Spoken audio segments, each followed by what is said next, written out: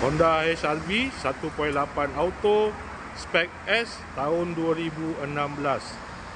Kereta dah cantik, cat dah baru, condition semua okey lagi, tak ada masalah. Kereta ni boleh loan bank, loan kredit dan loan kedai. Kalau nak beli cash pun boleh. Kalau berminat boleh datang kedai, tengok kereta, boleh test drive. Kereta ni accident free, boleh jalan jauh, tak ada masalah. Jom kita tengok bahagian dalam. Kereta ni ada waranti 1 tahun. Dalam masih cantik lagi.